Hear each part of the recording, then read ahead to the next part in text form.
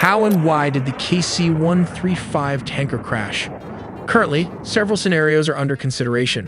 One possibility is a mid-air refueling accident where the refueling boom snapped, causing the trailing tanker to collide with the Lee aircraft's tail. A second scenario suggests that Iraqi militias may have targeted the plane with a surface-to-air missile. Finally, a third theory focuses on a potential collision caused by the tight flying formation of the two tankers. So how exactly did this gas station crash? On March 12, 2026, tragedy struck in the skies over western Iraq. Here is exactly what we know about the recent crash involving a U.S. Air Force KC-135 Stratotanker.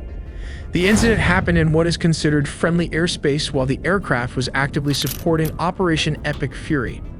According to CENTCOM and public flight tracking data, this wasn't an enemy shootdown. It was an apparent mid-air collision between two KC-135s operating in tandem. One of the massive tankers went down in the Iraqi desert. The second aircraft immediately declared an in-flight emergency. Flight trackers watched as the surviving jet circled off the coast before finally making a desperate but safe landing at Ben Gurion Airport in Israel. When photos of the surviving plane emerged, the damage was shocking. A massive chunk of its vertical tail fin was completely sheared off. But how does an accident like this actually happen? When mid-air collisions occur between these 150-ton flying gas stations, it usually comes down to one of three terrifying scenarios. Scenario 1 is passing the gas. To keep strike packages in the fight longer, tankers often transfer fuel to each other. The receiving jet has to fly just feet below the leader's tail. A tiny throttle mistake or a sudden gust of wind can cause the massive jet to surge forward, instantly smashing its cockpit right into the leader's tail. The margin of error is basically zero. Normally, a standard KC-135 tanker mission flies with a minimum crew of 3, a pilot, co-pilot, and boom operator. However, officials have reported that at least 6 U.S. service members were aboard the aircraft. But U.S. Central Command wrote at approximately 2 p.m. on March 12, a U.S. refueling aircraft went down in western Iraq. 4 of 6 crew members on board the aircraft have been confirmed deceased as rescue efforts continue. Scenario 2 is when tankers flying in the dark. In combat zones, tankers fly in tight groups to hide from enemy air defenses. They go completely dark. Their radios, no active radar, and lights out. If a pilot gets disoriented during a nighttime turn, they can easily drift off course and fly completely blind right into their wingman and crash right into their tail or clipping off their wings section, thus resulting into a mid-air collision. Scenario 3 involves Iran's ongoing influence through proxies loyal to the regime. There was initial speculation that these forces might have fired a surface-to-air missile, bringing down one of the aircraft. But CENTCOM has officially stated that the crash was not caused by hostile or friendly fire. Given this official statement and the specific damage to the surviving plane's tail fin, all evidence currently points toward a mid-air collision or an accident involving the two tankers. The real reason behind all this, it might just be a misinterpretation of data. And speaking of data, once your personal info is out there, expect to be bombarded with spam mails, junk calls, and online breaches. This data doesn't just result in spam and scam attempts. It can also affect your insurance rates and ultimately will lead into a loan denial just when you might need credit. Incogni helps protect your privacy by regularly scanning and preventing data brokers from re-uploading your information. You'll also get a clear, real-time dashboard to track the status of your data. As an add-on with Incogni Unlimited plans, you can gain access to this custom removal tool. That's where Incogni comes in. Copy the link of any site exposing your information. Go to the custom removals tool, paste the link, and click submit. That's it. Then wait about 30 to 45 days, and just like that, your data is removed. So take your personal data back with Incogni. Use code Aitelly with the link below incogni.com/Aitelly and get 60% off on an annual plan. Why are these KC-135 tankers considered the lifeblood of this operation?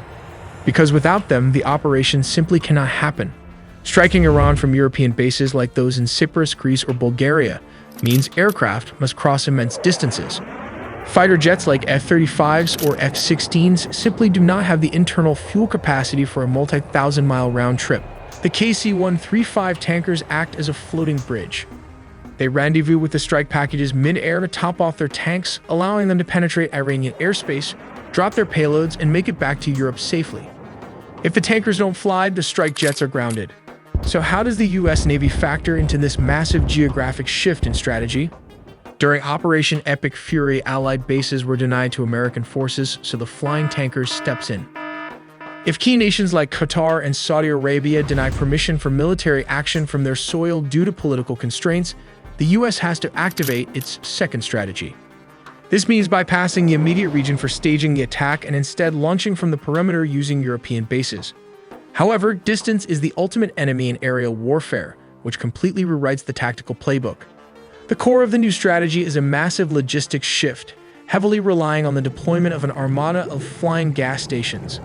The US will employ a coordinated deployment of dozens of KC-135 Stratotanker air-to-air refueling aircraft. These are moving from the continental United States and the UK directly into bases in Greece such as Suda Bay and Bulgaria. These supertankers help carrier-based jets stay airborne for much longer. They also act as a crucial lifeline for B-2 Spirit stealth bombers, especially if those bombers need to enter Iranian airspace before the US has achieved air superiority. The KC-135 Stratotankers, laden with fuel, loiter in friendly airspace over Saudi Arabia, but crews aware that their unglamorous task could mean the difference between triumph and catastrophe.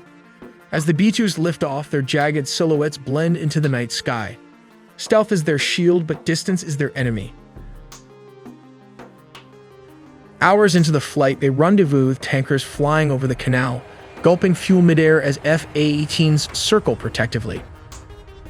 The growlers emit a cacophony of electronic noise masking the strike group's movements.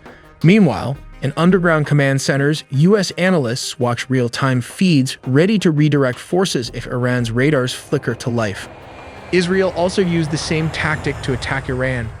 Well, the supertankers were the lifeline for the mission. At 9 in the morning, Israel launched more than a dozen aircraft, but it's a complicated process.